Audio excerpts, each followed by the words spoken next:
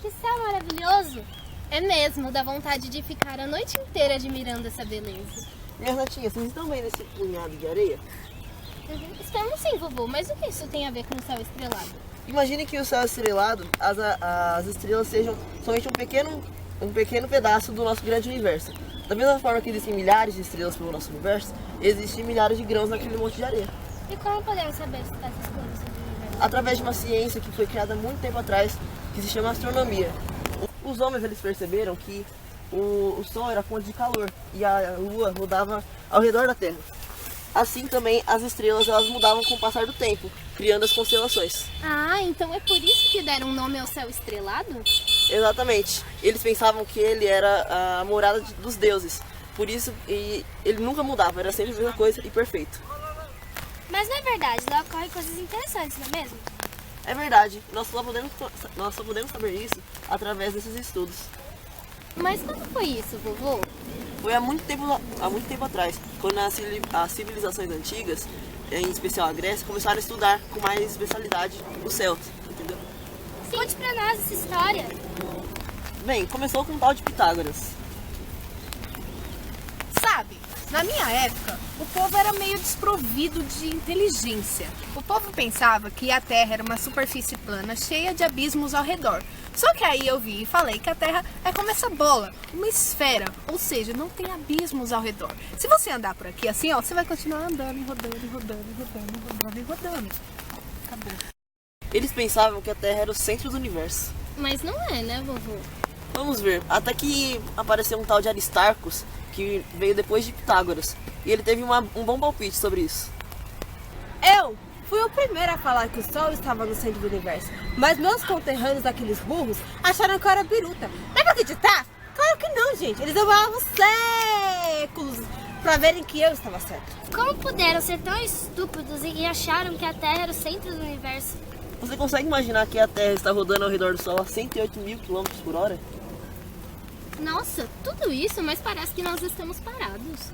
É verdade, antigamente eles pensavam que o Sol rodava em torno da Terra porque eles só viam o Sol passando por ela.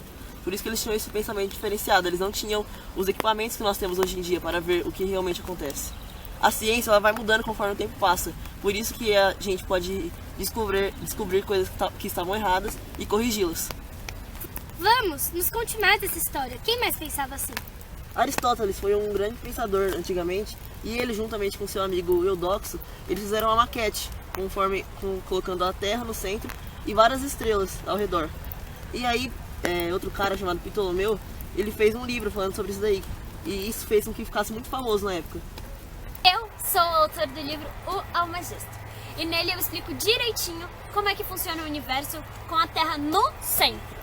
Todo mundo acreditou no meu livro durante 1500 anos, até aparecer um tal de Copérnico e estragar 1500 anos de história. Ah, sai daí, sai! Não comprem o livro desse cara. Vocês comprem o meu sobre a revolução das esferas celestes. Cara, esse livro aqui é muito mais atualizado. Caraca, 1500 anos, gente, isso aí nem existe mais, tá lá no pó, sabe? E atualizado, gente. Se eu soubesse que daria, tipo, uma explosão, assim, cara, de investimento nesse livro, caraca, eu não teria dúvidas em publicar ele, mas eu tive, né? Por que eles tinham medo de falar que o Sol era o centro do universo? É porque na época a igreja falava que o homem era a maior obra de Deus, então eles achavam que ele tinha que ficar no centro. Se a gente falasse uma coisa diferente, eles iriam falar que nós estávamos fazendo uma blasfêmia contra Deus e a Bíblia. Então esse livro bendito deve ter causado uma grande mudança, né? Causou mesmo, trouxe muita gente diferente, causou uma revolução. Quem mais, vovô? Um tal de Tycho Brahe foi um desses nomes. Eu sou um nobre dinamarquês e ganhei uma ilha do rei, onde criei o Observatório Celeste. Um belo dia, estava olhando para o céu e vi uma estrela que nunca estava lá antes. Aí pensei, será, meu Deus? De tanto trabalho para observar e anotar tudo que via no céu, acabei precisando de um assistente. Aí veio um tal de Hannes Kepler, um cara meio esquisito, estranho, nojento, entendeu? Mas até acreditava que a Terra girava em torno do Sol. E fez um bom uso das minhas anotações, que por sinal eram bem completas. Ah, querem saber o que aconteceu com o meu nariz? Perdi a ponta dele num duelo quando era estudante. Mas vocês conhecem minha fama. Sou um cara meio esquisito. Mas também, eu fiquei viúva com um monte de filhos. Um monte de filhos. E minha mãe foi queimada numa fogueira porque acharam que ela era uma bruxa. Você já pensou? Chamarem sua mãe de bruxa? Qualquer um fica doido. Mas, enfim, vamos ao que interessa. Com as anotações de Tico, eu pude perceber coisas que ninguém tinha percebido antes.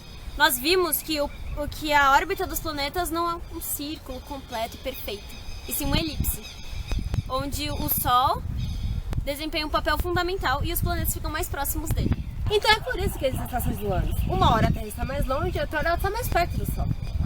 Não é nada disso, porque se fosse assim, seria inverno na Terra inteira, verão na Terra inteira, e nós sabemos que não é assim. Enquanto no hemisfério norte é verão, no hemisfério sul é inverno.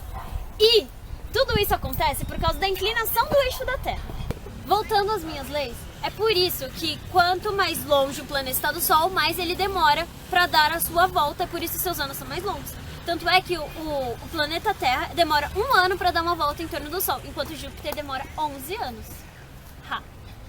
Por que ele se assustou ao ver uma estrela que nunca tinha se visto antes no céu? Porque o céu ele era a morada de Deus, então ele era perfeito e não podia mudar. Nossa, deve ter sido uma baita surpresa pra quem pensava desse jeito. Vocês não viram nada. Quando surgiu Galileu Galilei, que ele morava na Itália, ele veio junto com o movimento renascentista e mudou muita coisa. Cara, eu sou Galileu. Não fui eu que inventei a luneta, mas eu fui a primeira que apontou pro céu. Mano, eu vi cada coisa sinistra no céu. Tipo, mano, na lua, no sol, essas coisas aí. E, cara, tipo, eu sou considerado o pai da ciência moderna. Eu sou o cara. Mas todas essas descobertas me causaram, assim, um problemão com a igreja.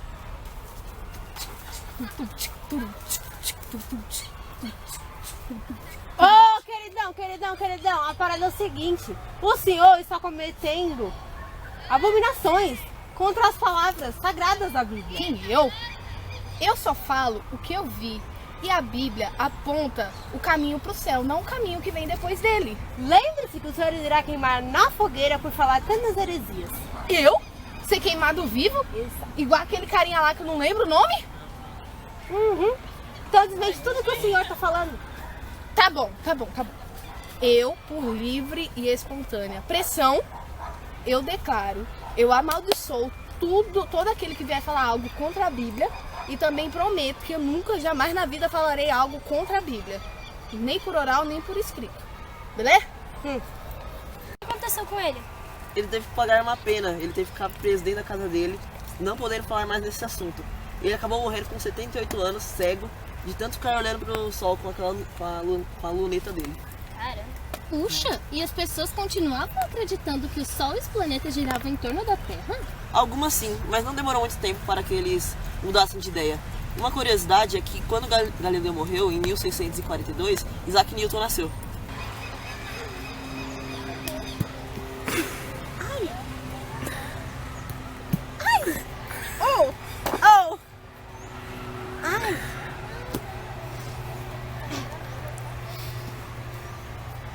Oi! Meu nome é Isaac Newton. Mas, Mona, pode me chamar de Newton. Eu descobri coisas que praticamente explicam o funcionamento do nosso universo. Eu descobri por que as marés sobem e descem, sobe, desce, sobe e desce. Eu descobri por que a lua aparece e some, aparece e some, aparece e some. Eu descobri tudo isso. Mas se eu descobri tudo isso, é porque eu estava no ombro de gigantes, não é mesmo? É. Em 1846, eu fui consagrada. Meu nome é muito... É uma pessoa sensacional. Tudo isso aconteceu por causa da minha lei da gravitação do universo. Aí foi um arraso, vocês tinham que ver. Foi sensacional, todo mundo vendo que eu descobri a gravidade. E como nós conseguimos ficar parados aqui na Terra, sendo que o planeta é redondo e a gente não cai dele. Sensacional, não é mesmo? Nossa, o cara foi bom mesmo. Foi e é. Vocês se lembram quando eu disse que a ciência sofre mudanças conforme o tempo? Sim, então é por isso que a ciência é considerada a verdade de todas as coisas. Sim, algumas leis que Newton criou ajudaram muito nos fenômenos naturais. A única coisa que ele não conseguiu resolver com a lei da gravidade foi a órbita estranha que Mercúrio tinha. Puxa, e como se explica toda essa emboscada? Bom, a gente tem que chamar outro cientista para nos explicar. Ele era um grande cientista e também um grande ser humano, porque ele queria paz entre os povos. E quem era ele? Olá, eu sou o Einstein. Bom, aqui eu vou falar sobre as minhas teorias. As teorias do Newton são ligadas ao movimento, à velocidade dos corpos, que são mínimas comparadas à velocidade da luz. Já nas minhas teorias, eu falo sobre o mundo pequeno, o mundo dos átomos. Olá, Sr. Einstein. É um prazer conhecer uma pessoa tão ilustre quanto você. Lógico que não tanto quanto eu, né? Porque eu sou sensacional, galera. Conta esse negócio direito pra mim. Eu vou lhe contar, senhora... Niltinho! Newton. Nas minhas teorias da relatividade, a matéria se transforma em energia e vice-versa. É possível, você é louco. Não, senhora... Niltinho! Newton. Isso acontece no Sol. Átomos de hidrogênio se fundem e formam o gás hélio, o nosso professor, e a energia que propicia a vida na Terra. Ah, meu pai, era só o que me faltava. Continua. Descobri mais uma coisa. Além das 3 dimensões que existem no espaço, no universo, tem também a dimensão do tempo, onde o tempo é relativo. Você está completamente enganado. O tempo não é relativo, é absoluto. Absoluto! Não, Newton, calma. Pensa assim comigo. Imagina que você tem um irmão gêmeo. Você tem? Não. Imagina que ele fica aqui na Terra e você faz uma viagem no universo aí, na luz, uma viagem com a velocidade da luz. Como se isso fosse possível. Realmente não é, mas imagine, seria uma grande surpresa para você, porque quando você voltasse para a Terra, você se impressionaria com seu irmão, porque ele estaria mais velho que você, porque a velocidade do tempo aqui na Terra é diferente da velocidade do tempo no espaço. Cruz credo, a metantã mesmo. Mas, se bem que isso seria a solução para provar que nós somos sempre jovens. Tem mais uma coisa, eu descobri um meio de explicar melhor a gravidade dos planetas. Que isso? Tá querendo me afrontar? Não, só ajudar. Então fala! Eu vou chamar a ajuda de os nossos ilustríssimos amigos de caminhada, Kepler, Copérnico e Galileu. Venham nos ajudar. Cada um segure uma ponta deste lençol. Newton, cadê sua maçã? Eu vou colocar essa maçã representando esse sol, nada a ver, porque a maçã é vermelha. Mas eu vou colocar representando esse sol no meio do lençol. Agora eu vou soltar um limão aqui, representando um planeta qualquer, ó, um limão, planeta verde, não sei se vocês conhecem. E como vocês podem ver, o limão dá a volta no lençol, porque o sol que está aqui no centro, ele faz uma força maior, ele tem um peso maior no centro do lençol. Tudo, porque assim, o corpo pesado, ele deforma o espaço, fazendo com que os mais leves circulem em torno de si, assim como acontece com o Sol e os planetas. Não é mesmo, Copérnico? É isso mesmo, amigo. Então, senhor Newton, minhas teorias, minha pesquisa deu um grande avanço na tecnologia, mas também na construção das bombas atômicas. Por que a ciência tem que ser utilizada para fins tão tristes? Eu concordo com o Einstein. Às vezes o homem utiliza a ciência para fazer coisas que destroem a vida e o planeta. Isso é verdade. Mas a ciência também já nos ajudou muito, com curas de doenças, para nós descobrirmos mais sobre coisas do universo. E também ela mostrou para nós que a Terra é somente um grãozinho no meio desse grande e vasto universo. Da mesma forma que esses grãos de areia, um é como se fosse a Terra no meio de tudo isso. É, mas a Terra é nossa morada e ela é muito especial para nós. Devemos cuidar desse grãozinho, porque se ela for destruída, para onde a gente vai?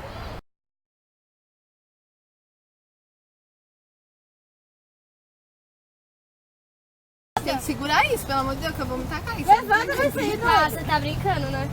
Não. E se esse negócio rasgar? Eu vou Já soltar. esse negócio. Agora.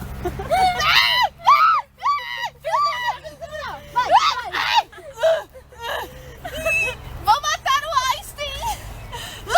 Você Ai, que é isso? Tem uma galera triunfou! Você é Einstein. Galileu triunfou! Tá bom. Galileu triunfou. Quem manda aqui é Kepler. Galileu. Eu vou matar o Einstein. Você é Einstein, sua idiota. Tudo numa boa. Eu falei, vão matar o Einstein. Ela falou, vamos matar, eu vou tentar. Ah, tá. Newton Newton é surdo. Chega, ó, agora come a maçãzinha. Newton é viado e surdo. Querida, o bumbum tá lindo. Eu sei, ó. Você já tá gravando? Ai, caramba.